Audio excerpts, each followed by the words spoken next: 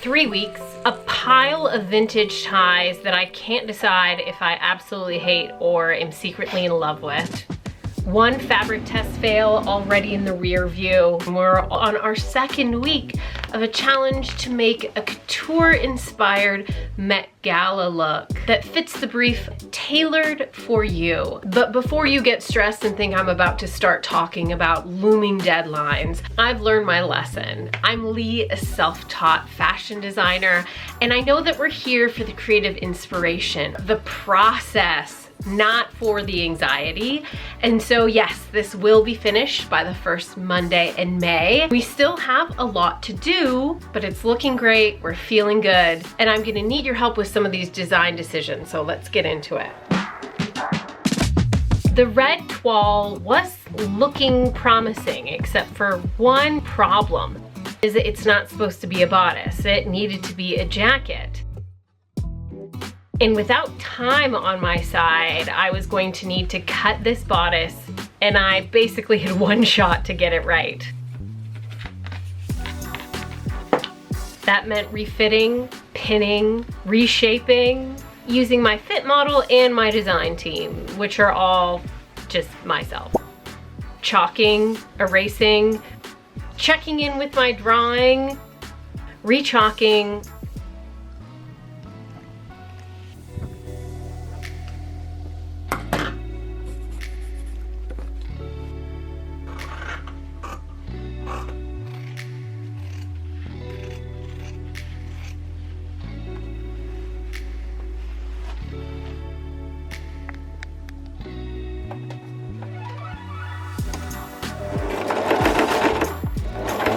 It felt very appropriate using a McQueen-inspired neckline.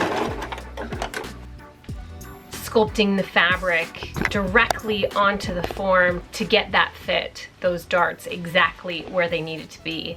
And as I cut away the curve of the jacket, another of McQueen's famous style lines seemed to appear within the garment. You start to see different themes and structures that a designer used throughout their work. And it's not just that you learn how to replicate those shapes, but since you stumbled upon them, you also start to understand more about the designer as well.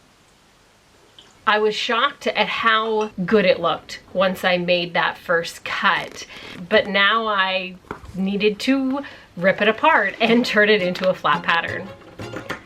Sometimes it looks like you're undoing everything that you've been working towards, but really you're just getting ready to take another big step forward.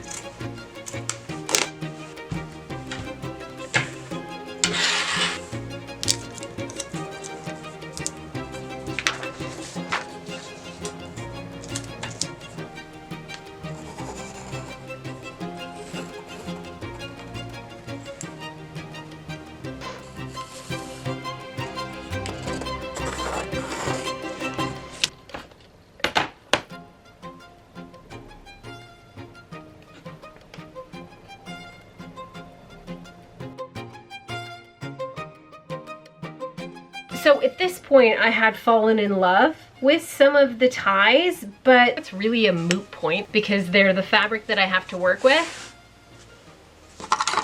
Cutting each of these into bias tape, pressing them to perfection took so long. All I could think about is just getting it done so that I could actually get this garment made.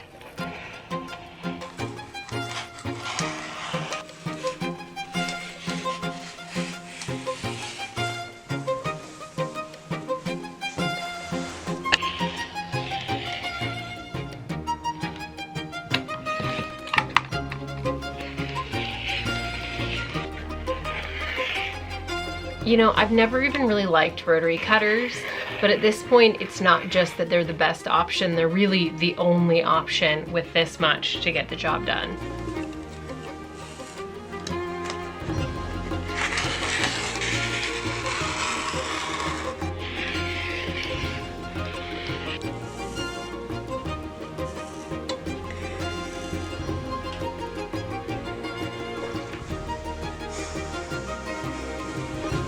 don't get me wrong here. I love having all of the options from all of the tie colors, but did I really have to go and do all of the ties? Because this has basically been taking me forever.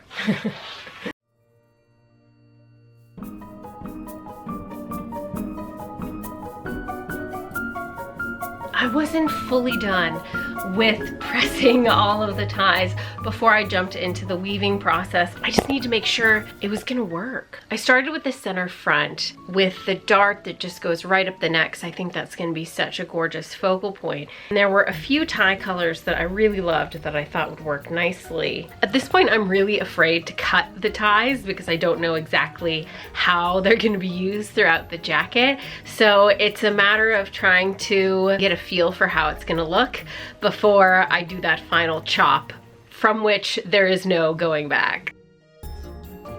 As I laid down the ties, one under, one over, in a simple basket weave pattern, it took two pieces of the same tie, lengthwise and then again crosswise, then mirrored it with the next tie to its left and then again to its right. A repeat started to appear, but I couldn't keep this repeat in every piece throughout the jacket. But maybe I didn't need to. What if each repeating section of ties was isolated within that specific pattern piece? That way each piece would feel cohesive on its own, but then when you put it together, it would become sort of a patchwork of pieces that were cohesive individually, and maybe that would allow them to form something really beautiful as a whole. With the pattern pieces and the pattern for the ties starting to take shape, I still had one more thing that I needed to solve. Last week, my dreams of having a felted, gravity-defying skirt had gone up in steam. So I needed to figure out something else that would enhance rather than detract from the upcycled patchwork of the main body of the jacket dress. Since we last spoke, Vogue put out an incredible piece documenting the making of their May issue, which was celebrating the Met Gala, Black style, and the same themes that were being celebrated in the Met Gala itself. It was an incredible piece, so inspiring from a visual perspective to see all of the different talents and to see the insight behind what it really meant to think about the theme of the dandy and the black dandy within the context of the Met Gala. And I was so inspired, not just by the words that they were saying and the story that they were telling, but also by the visual language that was used. And there was so much texture and mixing of prints. It got me thinking, maybe I don't need to find something that complements the ties. Maybe I need to find something that clashes with it. I started looking through my vast repertoire of clothing that were made out of tablecloths, as well as many that had yet to be used, which got me thinking, is there another life that I could bring to one of these former household goods that would complete and enhance the magic that is going to be this dress once it's finished? And this is where you come in. I love it if you would show me your support by hitting that like button and turning on that bell so that you don't miss the next video when it comes out. But I need your input. Do you think we're heading down the right track in terms of adding more texture, more color?